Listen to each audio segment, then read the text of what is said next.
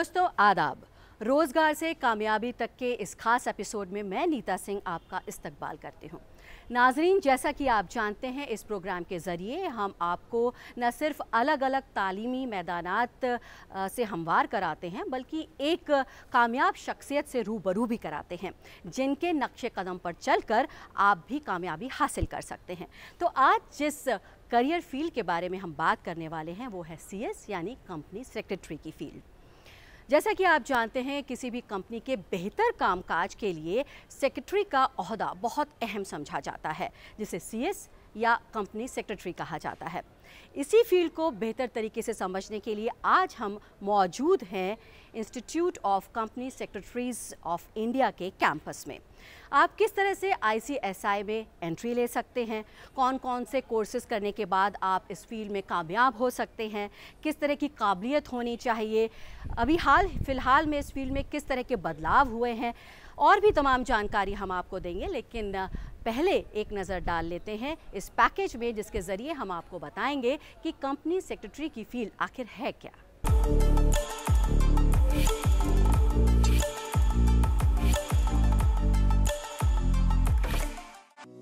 किसी भी कंपनी को शनाख्त दिलाने और कंपनी के मुख्तलिफ महाज पर अहम जिम्मेदारियों को निभाने वाले ओहदे को कंपनी सेक्रेटरी के नाम से जाना जाता है। यकीनन कंपनी सेक्रेटरी का करियर एक ऐसा करियर है जो अच्छी तनख्वाह के साथ तसल्ली बख्श काम की गारंटी भी देता है। साथ ही इस पेशे से मुंसलिक नौजवानों की देश में जबरदस्त मांग है। इस मैदान में आप प्राइवेट कंपनी से लेकर मरकजी हुकूमत के ऊंचे ओहदों पर भी तरक्की हासिल कर सकते हैं। एक कंपनी सेक्रेटरी कॉरपोरेट और सिक्योरिटी कानूनों का जानकार होता है और कंपनी और उसके board of director, share holder और सरकारी और रेगुलेटरी अथॉरिटी के बीच एक पुल का काम कर सकता है। The institute of company secretaries of India इस मैदान में नौजवानों को तालीम देने का एक मुमताज इदारा है। इस इदारे ने कंपनी सेक्रेटरी के मेयार को और बेहतर बनाने के मकसद से हाल ही में कई बड़े बदलाव किए हैं। इस ज़िम्न में ICSI ने कंपनी सेक्रेटरी कोर्स में फाउंडेशन कोर्स को खत्म कर दिया है। गौरतलब है कि नए बदलाव के पहले तक 12वीं के बाद CS कोर्स में सीधे रजिस्ट्रेशन होता था। साथ ही ग्रेजुएट्स को एग्जीक्यूटिव प्रोग्राम में डायरेक्ट एंट्री मिलती थी। नए बदलाव के पहले तक CS course pattern 3 category foundation, executive और प्रोफेशनल में बटा हुआ था। अब नए पैटर्न के मुताबिक CS एजुकेशन को 2 कैटेगरी एग्जीक्यूटिव और प्रोफेशनल में ही रखा गया है। पहले की तरह ही एग्जीक्यूटिव के बाद स्टूडेंट्स प्रोफेशनल प्रोग्राम में जा सकेंगे। The institute of company secretaries of India के जरिए जारी रिपोर्ट में कहा गया है कि हिंदुस्तान में 19 लाख रजिस्टर्ड कंपनियों के लिए सिर्फ 60,000 के करीब ही कंपनी सेक्रेटरी हैं। रिपोर्ट में कहा गया है कि देश में इस वक्त 50,000 कंपनी सेक्रेटरीज की जरूरत है। इस रिपोर्ट से अंदाजा लगाया जा सकता है कि कंपनी सेक्रेटरी की फील्ड में रोजगार के मौके काफी अच्छे हैं। नाजरीन, इस पैकेज के ज़रिए आप काफ़ी हद तक CS की फील्ड के बारे में जान चुके होंगे, लेकिन इसको और बारीकी से जानने के लिए आइए रुक करते हैं अपने अगले सेगमेंट का, जिसका नाम है करियर की बात एक्सपर्ट के साथ।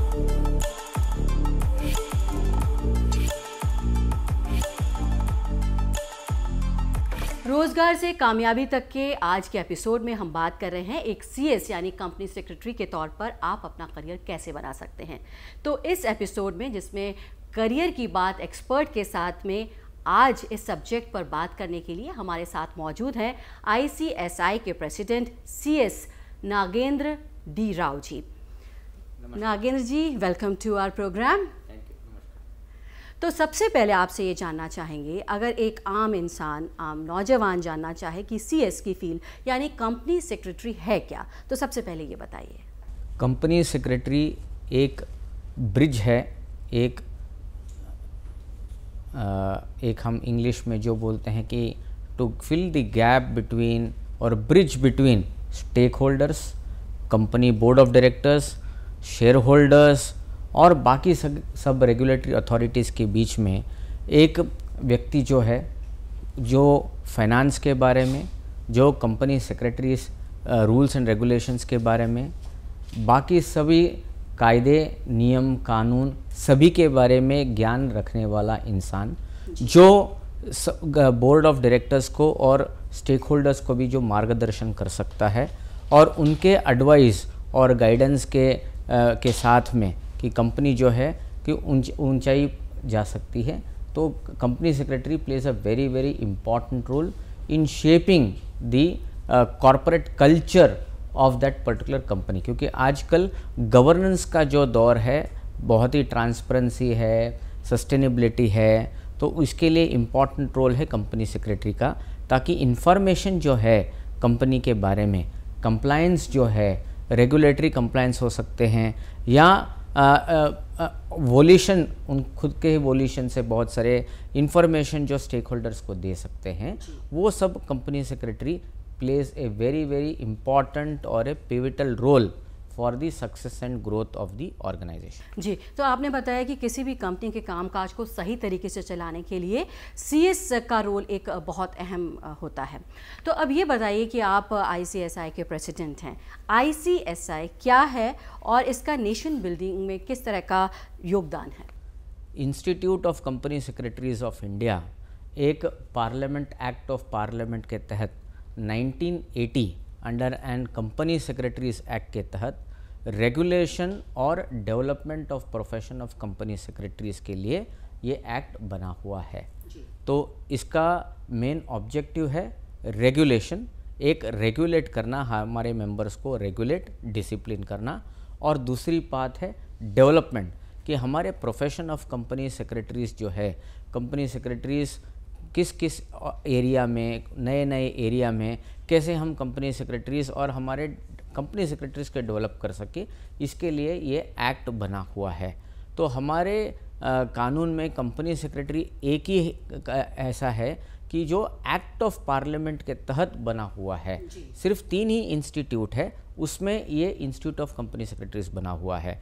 हम अभी नेशन बिल्डिंग की अगर बात करें, कोई भी नया कानून या कोई भी नया संशोधन जब भी लाया जाता है तो institute of company secretaries of India as a ministry of corporate affairs as an extended arm, या हम हमारे ओर से बहुत सारे हमारे आइडियाज़, हमारे रूल्स रेगुलेशंस ड्राफ्ट हम देते हैं, या कोई चेंजेस होने की अगर क्षमता है उस कानून में, तो हम उसका जो ड्राफ्ट है वो हम मिनिस्ट्री को, वो कोई भी मिनिस्ट्री हो, वो मिनिस्ट्री ऑफ फिनांस हो या कॉर्पोरेट अफेयर्स हो या कोई भी मिनिस्ट्री हो, तो हम उनको टाइम टू टाइम हम advice guidance in terms of the changes which is required to be brought out for the purpose of development of the industry, for the purpose of ease of doing business, for the purpose of ease of living जो हम बोलते हैं, उसके लिए हम बहुत ही important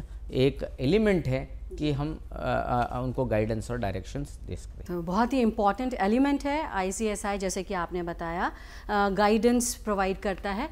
अगर हम बात करें कि कॉर्पोरेट जगत में एक कंपनी सेक्रेटरी का क्या रोल होता है और इंडस्ट्री क्या एक्सपेक्ट करती है एक कंपनी सेक्रेटरी से? कंपनी सेक्रेटरी पहले सिर्फ कंप्लायंस ऑफिसर किया माना जाता था।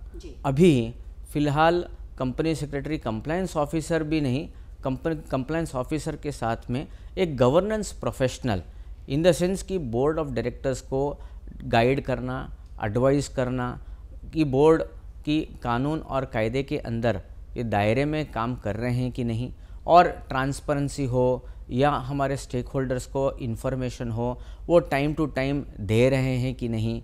और आजकल तो आपको पता ही है कि अगर कोई भी एक वायलेशन होता है एक किसी भी कानून का, तो पहले उसका पेनल्टी बहुत कम होता था, लेकिन आजकल की पेनल्टी का जो अमाउंट है वो बहुत ही बढ़ गया है।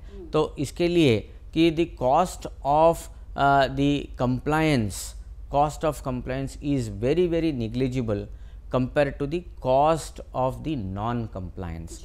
तो इसके लिए हमारे company secretaries, board of directors हो या स्टेक होल्डर्स हो, टाइम टू टाइम उनको एडवाइस, गाइड और अपडेट करते रहते हैं। सीएस का रोल बहुत ही इंपॉर्टेंट होता है किसी भी कंपनी में। तो कौन सी ऐसी क्वालिटीज़ हैं, कोई खास क्वालिटीज़ जो कि प्रोफेशनल्स में, सीएस प्रोफेशनल्स में होनी चाहिए? हाँ, अभी उससे पहले मैं ये बोलना चाहता हूँ कि इंस्टीट्यूट ऑफ कंपनी सेक्रेटरीज का मोटो जो है वो सत्यम वदा धर्मम चरा, यानी कि सत्य के साथ चलो और धर्म का पालन करो। तो ये धर्म का अगर पालन करना है, कॉरपोरेट लॉज का जो कंप्लायंस करना है, तो उसमें बहुत सारे इसेंशियल एलिमेंट्स होना चाहिए, कैरेक्टरिस्टिक्स होना चाहिए एक पर्सनल में, एक इंडिविजुअल में। तो पहला है कि अडेप्टेबिलिटी, सेकेंड इज़ एटीट्यूड, एक एटीट्यूड होना चाहिए, एक कि एटीट्यूड ये होना चाहिए कि मैं हरदम जो लॉज है कि स्पिरिट ऑफ लॉ जो है उसके तहत ही मैं काम करूं।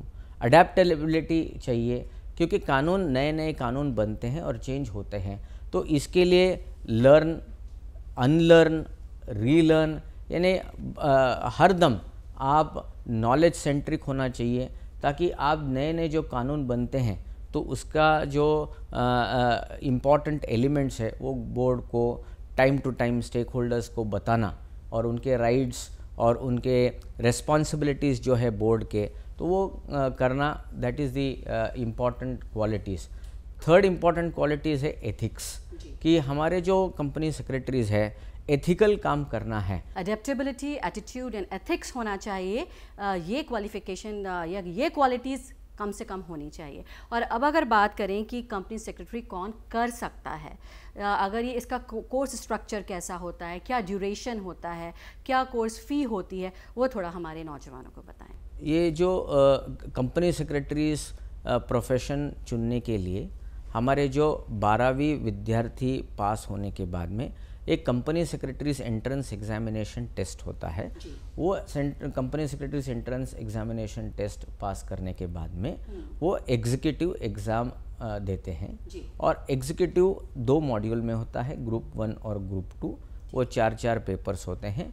और वो पास होने के बाद में प्रोफेशनल कोर्स होता है और प्रोफेशनल प्रोग्राम हम जो बोलते हैं, और वो प्रोफेशनल प्रोग्राम में 9 सब्जेक्ट होते हैं। तो ये हुआ एक 12वीं कक्षा पास होने के बाद में। हमारे सेंट्रल काउंसिल ऑफ ICSI ने एक रेजोल्यूशन पास किया है जिसमें कि ग्रेजुएट्स जो है, जो BCom हो सकते हैं या BSc हो सकते हैं, एक्सेप्ट BA फाइन आर्ट्स जो है, अगर उनको उनका परसेंटेज 50% के ऊपर हो तो वो डायरेक्टली एग्जीक्यूटिव प्रोग्राम में रजिस्टर कर सकते हैं और बाद में प्रोफेशनल पास होने के बाद में प्रोफेशनल प्रोग्राम में आ सकते हैं। वैसे ही अगर पोस्ट ग्रेजुएट स्टूडेंट्स हैं, पोस्ट ग्रेजुएट्स, तो वो विदाउट एनी परसेंटेज तो पास अगर हुए होंगे वो डायरेक्टली एग्जीक्यूटिव प्रोग्राम में रजिस्टर कर सकते हैं और प्रोफेशनल प्रोग्राम कर सकते हैं। तो लगभग हमारा CS company secretaries entrance examination test और दी एग्जीक्यूटिव प्रोग्राम और प्रोफेशनल प्रोग्राम जो है लगभग एक 25 से 30 हज़ार के अंदर उसका टोटल कोर्स का खर्च है। अगर कोई स्टूडेंट CS को अपने करियर के तौर पर चुनना चाहता है तो आगे की बात करें, फ्यूचर प्रॉस्पेक्ट्स किस तरह की नौकरियां उन्हें मिल सकती हैं, ये आप बताएं। कंपनी सेक्रेटरी प्रोफेशन जो है वो एकमात्र ऐसा प्रोफेशन है जो वो हम बोलते हैं कि it is a shining star. क्यों शाइनिंग स्टार? क्योंकि कोई भी कंपनी बने तो उसका कायदा कानून का कंप्लायंस जो है वो कंपनी सेक्रेटरी करता है। तो कंप्लायंस ऑफ लॉ और गवर्नेंस ऑफ लॉ, गवर्नेंस यानी कि कैसे कंपनी आगे बढ़े इन terms of compliance of various rules और रेगुलेशन। अभी फंडिंग हो सकता है या मेंटेनेंस ऑफ रिकॉर्ड्स हो सकता है, मेंटेनेंस ऑफ रजिस्टर हो सकता है, मिनट्स हो सकता है, या उसके साथ में कि बोर्ड ऑफ डायरेक्टर्स को टाइम टू टाइम कैसे वेरियस लॉज, हमारे भारत में बहुत सारे कानून हैं और सभी कानून का हमको पालन करना है। तो ये कानून पालन करने के लिए हमारे कंपनी सेक्रेटरी से अच्छे compliance of as well as governance आपको बाहर या दूसरे नहीं मिलेंगे। तो इसके लिए कि जितने नए नए कंपनी बन रहे हैं और आजकल आपको अगर आपने डेटा देखा होगा तो ये बार एमएसएमई हो सकता है या दूसरे इन्वेस्ट इंडिया हो सकता है, या बहुत सारे फॉरेनर लोग हमारे कंपनी में इंडिया में इन्वेस्ट करते हैं, नए नए कंपनी बनते हैं। तो नंबर ऑफ़ कंपनीज जैसे इंक्रीज़ होता है वैसे रोल और रिस्पॉन्सिबिलिटीज़ ऑफ कंपनी सेक्रेटरीज बढ़ता है। नागेंद्र जी, आप काफ़ी समय से सीएस की फील्ड के साथ जुड़े हुए हैं, तो अगर हम बात करें पहले जिस तरह से सीएस कोर्स हुआ करता था और अब का जो सीएस कोर्स है, किस तरह के बदलाव आप देखते हैं? जैसे मैंने पहले भी बताया है कि चेंज जो है इनएविटेबल है जी।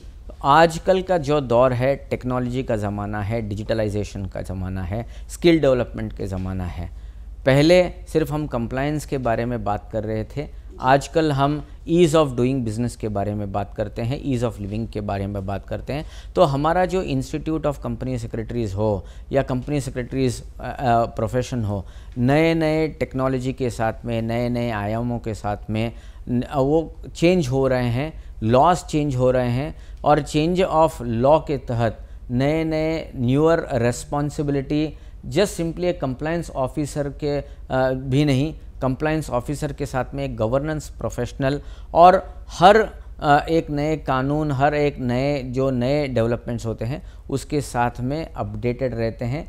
तो ये चेंजेस जो है वो एक प्रोफेशनल के लिए बहुत ही अच्छा है। तो सिर्फ एक कॉर्पोरेट लॉ ही नहीं, बहुत सारे वो फाइनेंस के स्ट्रीम में भी जा रहे हैं, अकाउंट्स में भी जा रहे हैं, जीएसटी में भी जा रहे हैं। तो जो नैरो या माइक्रो लेवल था अभी वो मैक्रो लेवल हो रहा है। तो एक जनरलिस्ट भी है और एक स्पेशलिस्ट भी है। और आजकल नेशनल कंपनी लॉ ट्राइब्यूनल जो है वो सभी स्टेट में आए हुए हैं। तो हमारे कंपनी सेक्रेटरीज जो है वो भी का नेशनल कंपनी लॉ ट्राइब्यूनल हो या दूसरे ट्राइब्यूनल में जाके अपीयरेंस कर रहे हैं, और वो भी बहुत ही अच्छा उनका प्रदर्शन हो रहा है, परफॉर्मेंस हो रहा है। तो इसके लिए हमारे कंपनी चेंज ऑफ लॉ कि पहले सिर्फ एक लिमिटेड रोल और रिस्पॉन्सिबिलिटी था, अभी कंपनी सेक्रेटरी उभर कर कि सिर्फ कंपनी सेक्रेटरी ही नहीं, पूरे बिजनेस, पूरे कंपनी कॉरपोरेट एंटिटी को गाइड, एडवाइस, और they are spreading their wings in all the aspects of the business of the company, so that growth of the business also be there, similarly compliance of law is also there. पहले बहुत limited scope था लेकिन अब wide spectrum हो गया है जी। तो अब आपसे आखिरी सवाल कि सीएस के स्टूडेंट्स को आप क्या मैसेज देना चाहेंगे? मैं सीएस विद्यार्थियों का आज जो अगस्त में एग्ज़ाम हुआ था उन सभी विद्यार्थियों को मैं शुभकामनाएं देना चाहता हूं, क्योंकि आज अभी रिज़ल्ट एक का आया है, एक का आने वाला है।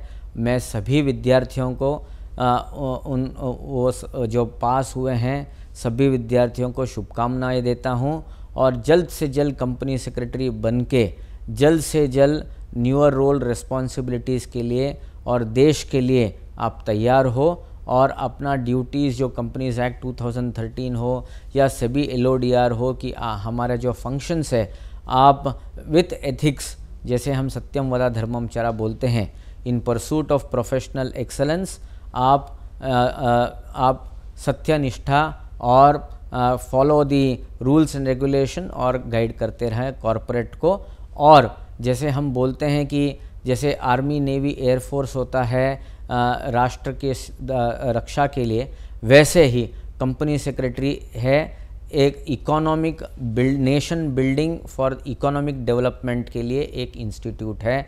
तो I wish each and every students very good for their and heartiest congratulations for those who have passed, and those in case if would have missed the bus, I wish them all the best. Don't get disheartened. I am sure that you will succeed in your December coming examination. All my best wishes to all of you. Nagendra ji, आपने समय निकाला, वक्त निकाला और CS की field के बारे में इतनी अहम जानकारी दी, उसके लिए आपका शुक्रिया। धन्यवाद।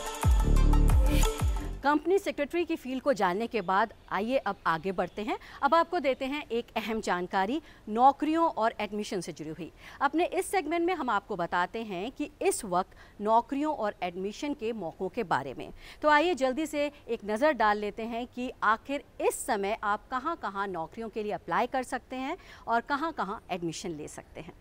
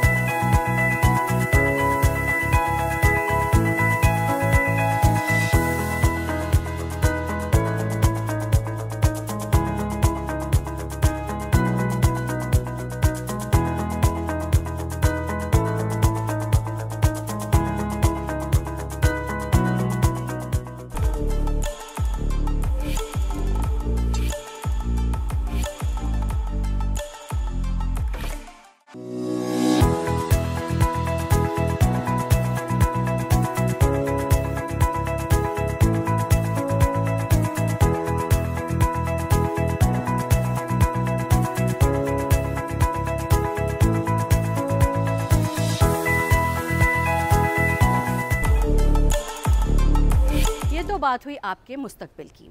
और आइए अब अपने अगले सेगमेंट कामयाब हिंदुस्तान के तहत आपको मिलवाते हैं एक कामयाब शख्सियत से।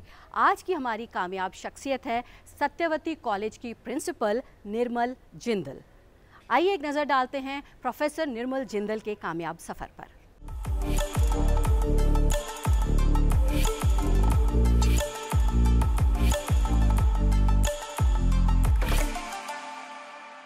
जैसा कि आप जानते हैं हमारा एक खास सेगमेंट है कामयाब हिंदुस्तान, और इस सेगमेंट में हम आपकी मुलाकात एक ख़ास शख्सियत से कराते हैं जिन्होंने कामयाबी की कुछ नई इबारतें लिखी हों। और आज हमारे साथ वो शख्सियत हैं सत्यवती कॉलेज की प्रिंसिपल प्रोफेसर निर्मल जिंदल जी। मैम, आपका हमारे प्रोग्राम में खैर मकदम है। Thank you very much. सबसे पहला सवाल आपसे ये कि आप अपने कामयाब सफ़र को किस तरह से देखती हैं? हिंदू कॉलेज से ग्रेजुएशन के बाद सत्यवती कॉलेज की प्रिंसिपल बनने तक का सफ़र ये आपने कैसे तय किया? ये बहुत ही इंटरेस्टिंग सवाल है आपने पूछा। ये वाकई में अगर मैं देखूं तो 5 डिकेड का ये सफ़र रहा, और ये सफ़र शुरू होने के बारे में मैं ज़रूर बताना चाहूँगी, क्योंकि जिस जनरेशन से मैं बिलोंग करती हूँ उस टाइम 1970s में जब मैं एक टीनेजर थी, गर्ल्स को इतनी एजुकेशन की अपॉर्चुनिटीज़ नहीं होती थी। तो मेरे पेरेंट्स और मेरे प्रोफेसर्स ये दोनों को क्रेडिट जाता है कि मेरे सफ़र को शुरू करने के लिए उन्होंने मुझे एनकरेज किया, मुझे मोटिवेट किया। So I was 16 years old when I entered in Hindu college, और एक बहुत ही डिफरेंट तरीके का atmosphere, because I was a student of a government school, and moving from a government school to Hindu college with elitist crowd, it was quite a revolutionary change for me. उसके बाद मैंने MA political science किया, और जब मैं PhD के लिए topic choose कर रही थी तो उस समय काफ़ी प्रॉब्लम्स का सामना करना पड़ा, क्योंकि इंडिया ने न्यूक्लियर डेवलपमेंट किया था 1974 में। तो मैं न्यूक्लियर स्ट्रेटेजिक डॉक्ट्रिन्स के बारे में रिसर्च करना चाहती थी, पर डिपार्टमेंट ने इसके लिए परमिशन नहीं दे रहे थे, क्योंकि वो कह रहे थे कि इस पर ना तो स्पेशलाइज्ड फैकल्टी है, ना ही स्पेशलाइज्ड लाइब्रेरीज़ हैं, और उस टाइम ज़्यादा लोग नॉन अलाइनमेंट पे या UNO पर ही रिसर्च किया करते थे। पर उस समय 2 प्रोफेसर्स ने मुझे सपोर्ट किया। तो एक तो मेरे पापा थे, मेरे डैड, जो कि यूनिवर्सिटी में फिजिसिस्ट थे, प्रोफेसर थे, और उन्होंने मुझे सिखाया था always work hard and move forward. तो चैलेंजेस आते हैं, उनको फेस करना है। और दूसरे मेरे प्रोफेसर्स, प्रोफेसर रजनी कोठारी और प्रोफेसर KP करुणाकरण, इन्होंने मुझे परमिशन दिया कि मैं इस टॉपिक पर रिसर्च कर सकती हूँ, war as a political weapon in the nuclear age, nuclear strategic doctrines. जहाँ तक हम जानते हैं आपने भारतीय नज़रिए से इंटरनेशनल रिलेशंस पर काफ़ी किताबें लिखी हैं, और अभी की अगर बात करें तो अभी आपकी कौन सी किताब पब्लिश होने वाली है? हाँ, मैंने सेज से 2 बुक्स अभी रिसेंटली पब्लिश किया था, international politics and global politics.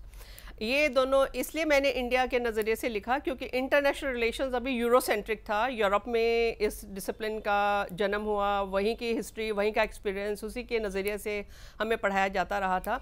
पर इंडिया के बारे में सब कुछ मिसिंग था। Perception from the global south कि फर्स्ट वर्ल्ड वॉर में इंडिया का क्या कंट्रीब्यूशन था, कि ये अभी तक लोगों को पता ही नहीं है कि अगर इंडिया उसमें कंट्रीब्यूट नहीं करता, हमारे सोल्जर्स, हमारा फूड, हमारा जूट, ब्लैंकेट्स, क्या कुछ नहीं इंडिया ने दिया।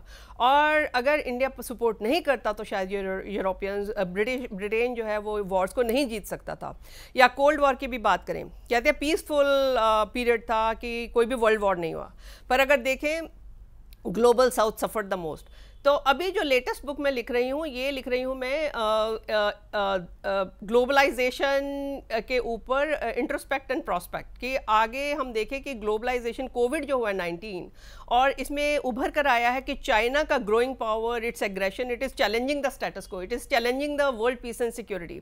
तो USA, Australia, Japan, Taiwan, all this countries want to counter balance China. So India is a very important player in this, and India has joined Quad also. तो India का जो location है, इंडिया की जो growing power position है, India की जो credibility है, इसकी जो सॉफ्ट पावर है, इसके बारे में हम लिख रहे हैं कि कैसे India will be a very important player.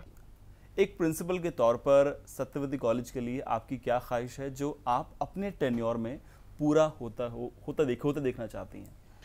मैं चाहती हूँ that college should move a step forward and it should emerge as one of the best colleges in Delhi university, और उसके लिए I want to improve the quality of teaching and research by introducing technology.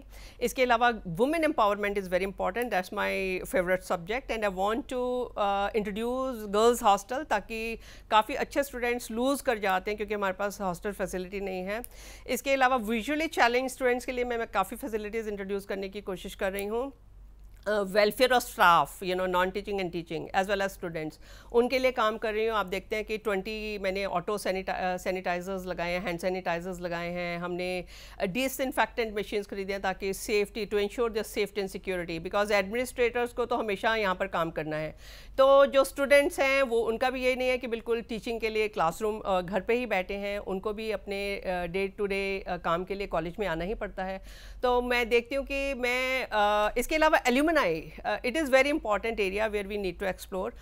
मैं एक alumni gallery बना रही हूँ जिसमें कि हमारे जितने भी लस्ट्रस एल्यूमिनाइज हैं उनको हम प्रोजेक्ट करेंगे to inspire our future students, कि हमारी जो टॉप पोजीशंस पे पहुँचे हैं जितने भी एल्यूमिनाइज, उनसे हमारे आने वाली जनरेशन्स इंस्पायर हों।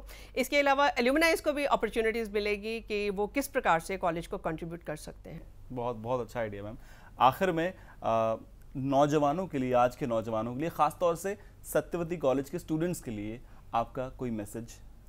हाँ जी, जो हमारे स्टूडेंट्स हैं, they are the future leaders, and I want that they should develop as responsible citizens of this country so that they can contribute significantly for the nation building. तो जितनी भी knowledge, skill और wisdom हम उनको देने की कोशिश कर रहे हैं, और वो हम चाहते हैं कि they should try to make the optimum use of this knowledge and they should try to contribute, and that's why this is the message that when they become alumni they should give back to the college. हमारी आज की पेशकश में बस इतना ही। अगले हफ्ते फिर हाजिर होंगे, आपके मुस्तकबिल से जुड़े किसी और करियर फील्ड के बारे में बात करेंगे। तब तक के लिए दीजिए इजाज़त। खुदा हाफिज़।